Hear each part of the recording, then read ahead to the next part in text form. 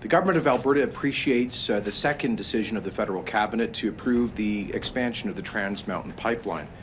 This is a critical project for Canada's economic future, for good jobs, to be able to pay for critical social programs like healthcare and education. It's also a project supported by the vast majority of Canadians, including the vast majority of British Columbians. A poll yesterday indicating that British Columbians support the expansion of Trans Mountain by a margin of 2-1. It's also supported by some 40 First Nations in British Columbia alone, and the vast majority of our First Nations communities here in Alberta. But this second approval of the Trans Mountain Pipeline isn't a victory to celebrate. It's just another step in a process that has frankly taken too long. And that's why we'll measure success, not by today's decision, but by the beginning of actual construction, and more importantly, by completion of the pipeline. So we're happy with today's decision, but now let's get it built. The Government of Alberta will do everything we can to support immediate construction and real progress. This is now a test for Canada to demonstrate to the world that we're a safe place in which to invest, create jobs, and build infrastructure. This is a test for whether Canada truly is an economic union, where we can dream big and still do big things. This is a test for our economic future, because right now, without market access to global energy markets, we are massively underselling one of our country's greatest assets. We are massively subsidizing the US economy, and we're abandoning global energy markets to OPEC regimes, to the Russian autocracy, to the Venezuelan dictatorship. That's not good for the world. It's not good for the global environment. Canada's energy producers have demonstrated a growing investment and progress in shrinking their environmental and carbon footprint. In fact, our Alberta energy producers have reduced by about 20% the carbon intensity of a barrel of oil produced in this province, and they're on track to reduce it by another 20% in the years to come. That's because we have one of the most innovative energy industries anywhere in the world. That's why the world needs more Canadian energy, and the completion of the Trans Mountain Pipeline will help that happen. We never should, however, have been so dependent on this one coastal pipeline project. It was the federal government's vetoing of Northern Gateway and the killing of Energy East, together with the surrender to a presidential veto on Keystone XL, that left us holding the bag, quite literally, with taxpayers buying this pipeline. We never should have been put in this position. Unfortunately, the federal government continues with policies that will deepen that vulnerability, seeking to enshrine in law the policies that led to the vetoing of Northern Gateway with Bill C-48, and to enshrine in law the regulations that killed Energy East with Bill C-69. And so we renew our call on the federal government to step back from the negative message sent by these two anti-Canadian energy bills.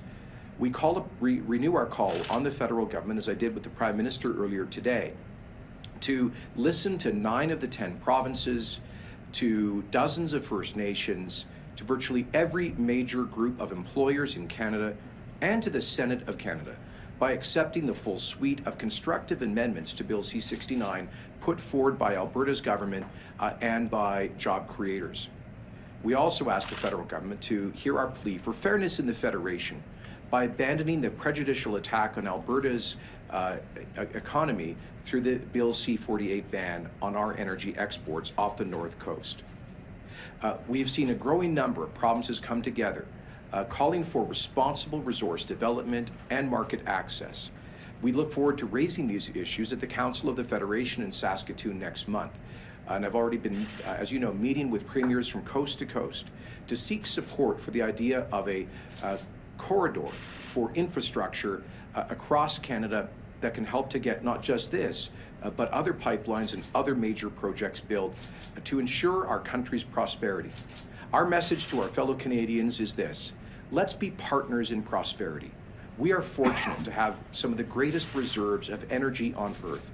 Let's work together to produce those in an environmentally responsible way so that we do not abandon growing global energy markets to some of the world's worst regimes. We know that the safest way to transport energy, oil in particular, is through pipelines. We also know there have been massive improvements in pipeline technology and safety, as well as marine tanker safety. We acknowledge and thank the federal government for its significant additional investments in marine safety. And we particularly thank the dozens of First Nations who have signed up as partners in the Trans Mountain expansion and who support other forms of responsible resource development, because they want to help to move their people from poverty to prosperity. So we'll continue to champion Aboriginal participation in these critical projects to help our First Nations peoples develop the resources that lie below the ground that their ancestors first inhabited. So again, we are pleased with today's announcement, but today's announcement is not construction and it's not completion. Our message is, let's get the pipeline built. Happy to take any questions. Premier, what do you think about the reinvestment of money from the pipeline going into renewable sector jobs? I have no objection. The federal government can decide how it's going to spend its own money. We will certainly be bringing in our own levy on major industrial emissions to support research and development to shrink carbon intensity in our economy. So we have no objection to that. In connection with this announcement today, the federal government, Justin Trudeau, is still insisting on an oil sands emissions cap. If that does come into place, what does that do to the business case to build other pipelines down the road? Well, we're a long way from that notional cap, and we do need additional points of egress and additional pipelines. We hope that will happen, first of all, with the Line 3 replacement that would add about 300,000 barrels per day, and with Keystone XL. And as I say, one of the reasons I was just down east is we would like to revive the concept of a sequel to Energy East. So as the industry continues to shrink the carbon intensity of a barrel of Alberta crude, I think we can produce more and ship more without hitting that cap. Are you still committed to fighting the federal government price on carbon? Well, I don't accept the premise of the question. We are certainly going to defend Alberta taxpayers from punishing them for heating their homes and driving to work, but we will bring in this fall legislation for our own tariff, our own charge on major industrial emissions. We think that's a much more effective way of actually reducing emissions. It will affect about 60 to 65% of emissions coming from the Alberta economy, and we estimate will reduce emissions by 40 to 45 megatons. This past week, the Parliamentary Budget Officer confirmed what we've long known, which is that the federal government's current carbon tax plan does nothing to get them towards meeting their global Paris emissions reduction targets. And the previous NDP government here, of course, was unable even to estimate by how much emissions were being reduced by the retail carbon tax. So we don't accept the premise that punishing people for heating their homes has anything really to do with environmental policy.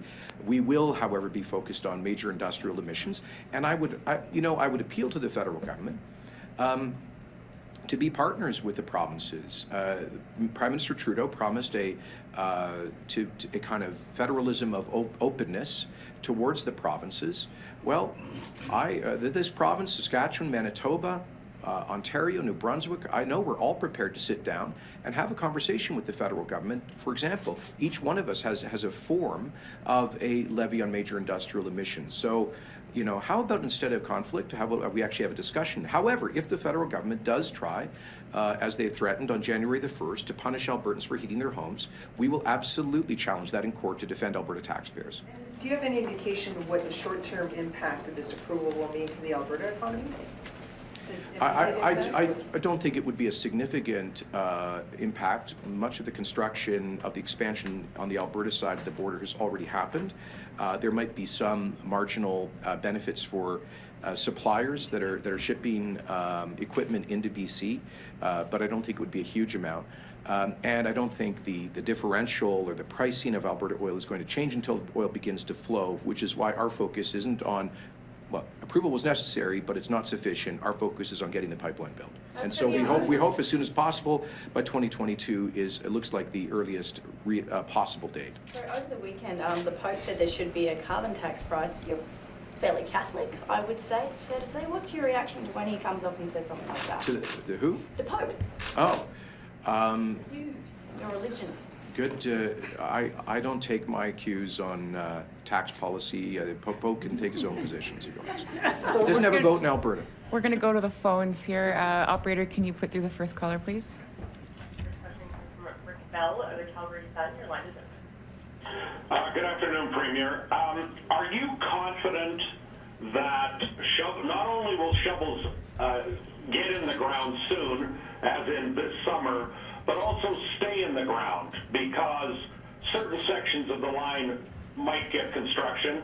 Other more contentious parts of the line may not necessarily be as easy to get construction through. So are you confident, since you're stressing the fact of construction is the most important thing, are you confident they'll get shovels in the ground soon, and more importantly, that shovels will stay in the ground all the way from the beginning to Burnaby? Well, because the company, Trans Mountain, has said that they do intend to start construction immediately, I am confident that they'll make that effort.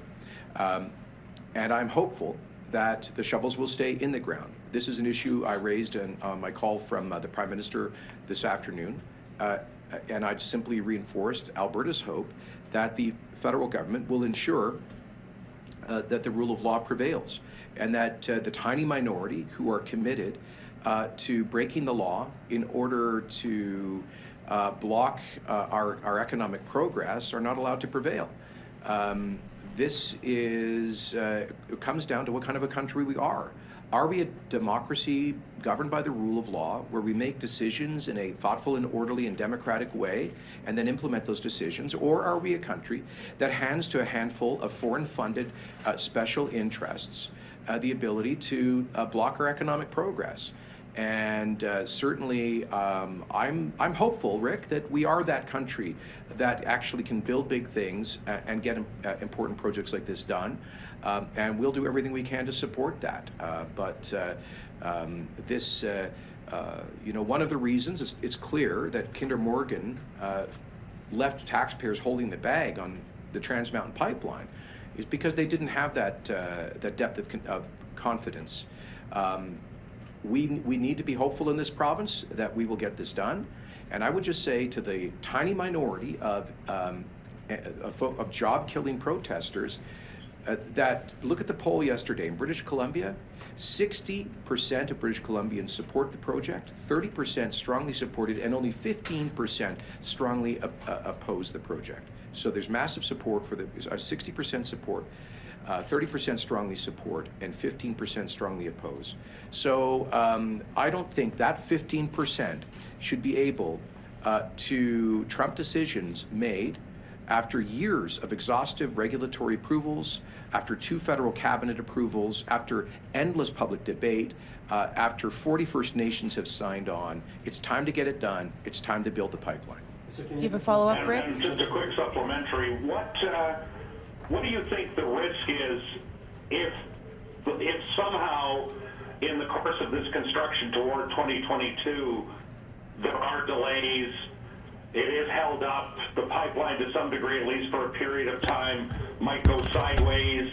What do you think the risk is on the question of national unity and the outrage of Albertans who, I'm sure you're aware, are not necessarily celebrating wildly today? So what is your feeling there about the risk if the pipeline does not go smoothly? The risk to national unity, the risk to further outrage from this province? Well, first of all, I think Albertans are right not to celebrate wildly, as you say. Unlike my predecessor, I'm not jumping around high-fiving a caucus rally today. I see this as a chance to move to the next step, which is construction, but to drive towards completion to get the pipeline built. We have to be focused on that, and I say to Albertans, let's unite on that goal. Let's reach out to our many friends in British Columbia and across the country to support responsible resource development and the completion of this pipeline. But I would also invite Albertans, Rick, on your point of with their legitimate frustration, to continue to reach out to the federal government and members of the Senate to ask for the Bill C-69 to be sensibly amended, as was initially done by the Senate, and C-48 to be withdrawn. So, you know, frustration doesn't get us anywhere, Rick. We've got to focus that energy, and that energy be focused on calling on the federal government to allow other projects to proceed at some point in the future by fixing those two bills. Premier, Sorry, I think he was... Oui. Oui. Nous sommes heureux avec la décision du fédéral aujourd'hui pour la deuxième fois donner l'approbation réglementaire à l'expansion de l'oléoduc Trans Mountain. Ça fait trop longtemps que nous arrivons à ce point-ci, mais on n'aura jamais eu une situation où nous sommes totalement dépendants sur une seule oléoduc, celle de Trans Mountain. Ça c'est à cause de l'annulation de Northern Gateway, Energy East et les délais avec Keystone XL. Alors, c'est la raison pour laquelle nous continuons à exiger que le gouvernement fédéral fasse les modifications importantes au projet de loi C-69 et retire le projet de loi C-48.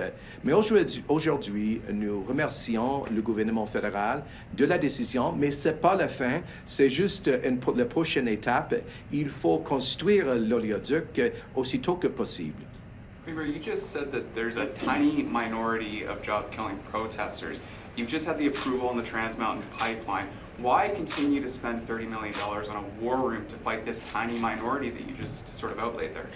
It's not just about, look, the mistake that the previous government of Alberta made, and frankly the energy industry has made for the last 10 or 20 years, has been to look at each of these issues, each pipeline and each project in tactical isolation and taking a responsive and a defensive posture. Our view is this, that we need to take a much more strategic approach to arguing for responsible resource development in general. So I'll give you an example. The same groups that went to the federal court that were funded by beneficiaries of the tar sands campaign that got this year-long delay are the same groups that will try to get right back into court immediately in British Columbia to continue their campaign of lawfare. They are the same groups that went to court in North Dakota that got the delay on Keystone XL. They are the same groups working the courts and the politics of the state of Minnesota to delay the Line 3 replacement. They are the same groups that successfully lobbied against Northern Gateway and Energy East and in favor of C-69 and C-48. So, unlike the previous government, we do not take a parochial focus on one particular pipeline. We look at the broader challenge of market access, and that's why we believe there's a compelling need to tell our story in a much more effective way. On that point, Rachel Notley said today she hopes that you don't kind of continue with the war room or this poking with a stick at environmentalists in case of further worries about the pipeline approvals. Sure, I can understand the NDP leader saying that. After all, she leads a party, many of whose MLAs and former ministers used to attend rallies calling for no more dirty Alberta oil, no more pipelines, no pipeline construction. She appointed Sephora Berman to be one of her key advisors on the oil sands. She appointed Ed Whittingham, who was a dues-paying member of the tar sands campaign, who opposed every pipeline, to be a board member of the Alberta Energy Regulator. She appointed Gil McGowan of the AFL to also help advise her on energy policy. He opposed every single pipeline. So she's from the anti-pipeline party. They made a tactical exception on Trans Mountain in their government, but frankly, the NDP is the last group I'm going to take advice from on advocating for effective energy policy. Tyler? So when this is all said and done, you're going to have tanker traffic through the Strait of Georgia, Strait of Wanapatuka, and all that. 350 kilometers north of there, tanker traffic isn't allowed because of C-48. I mean, they're obviously slightly different parts of the waterways there, but is there some sort of cognitive dissonance here that you see? Or Yeah, well, there is, and that's our point. There's no explicable rationale behind C-48. There's no the coastline, the ocean, that doesn't suddenly become more worthy of protection north of that line than south of that line. I was just in the Bay of Fundy visiting the largest oil refinery in Canada, the Irving refinery at St. John, where they They produce, they offload 350,000 barrels per day, a lot of it from Saudi tankers coming up, that ecologically sensitive UNESCO site, the Bay of Fundy. Why is there no carbon levy being imposed on the Saudi oil coming into St. John?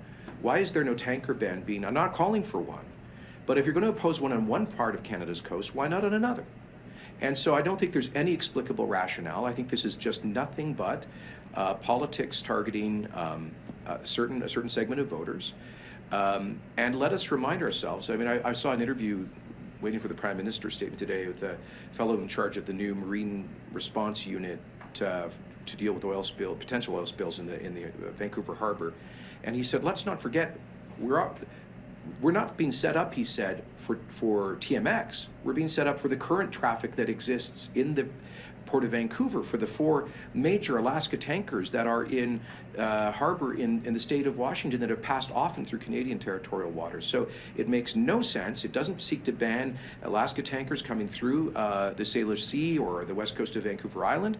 It is entirely prejudicial, focused on one product enumerated in the bill. That's Alberta bitumen, produced in only one province. That's why if 48 is passed, we will make an judicial application to strike it down as being an unconstitutional attack on our province.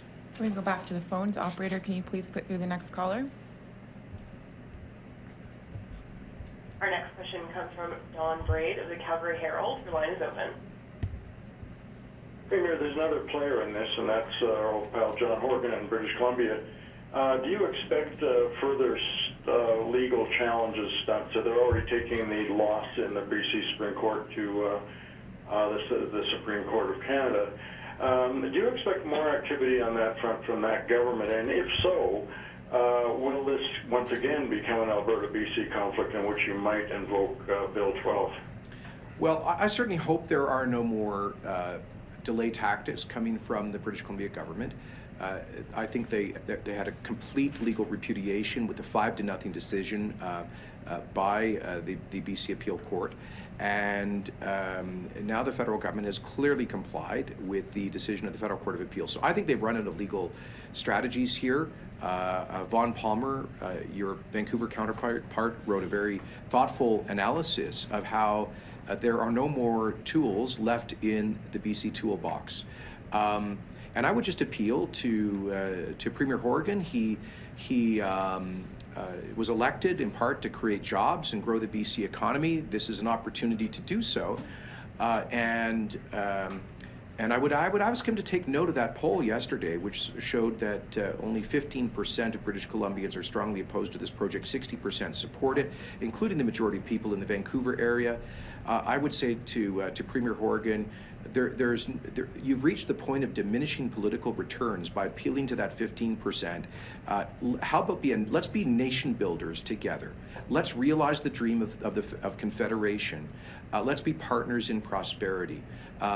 So I hope the BC government will listen to reason on this. And let me add, Don, I'd like to thank BC Liberal leader Andrew Wilkinson and his natural resources critic Ellis Ross, former chief councillor of the Haisla First Nation, for, I think, their very responsible statement today, embracing the federal cabinet decision and calling on Mr. Horgan to be a partner in the Federation instead of obstructing. Do you have a follow-up, Don? Yes, with this approval today, the temperature does go down a little bit, at least on this front, maybe not on Bill C-48 or 69. Is Bill, I'll say it again, is Bill 12, is your Bill 12 sort of off the table, a dead letter in this context? Or is it still possible that you might invoke? I've always said that we would never want to start with that instrument, that Bill 12, in order to protect the value of our resources, but that if we face a prolonged trade war from British Columbia's government, we would be prepared to defend our vital economic interests. So it's never been the starting point, and I hope, you're right, I hope that all that has transpired, all of the endless consultations and this decision and the growing public support in British Columbia causes Premier Horgan to stop the campaign of obstruction, in which case I hope that we would not be feel compelled to employ Bill 12. Operator, can you please put through the next caller? or not? Let's go back to the floor. To follow up on Don, the reference case is going to the Supreme Court of Canada. Will Alberta's lawyers be there? I will ask our Attorney General for advice on that. We would want to support the federal Crown in this, and if so, I'm not sure if we've passed the deadline on making submissions to seek intervenor status to oppose British Columbia's appeal to the Supreme Court of Canada. But quite frankly, I am very doubtful that they will get, that the Supremes will hear this case. That it was a 5-0 repudiation of the BC Appeal Court.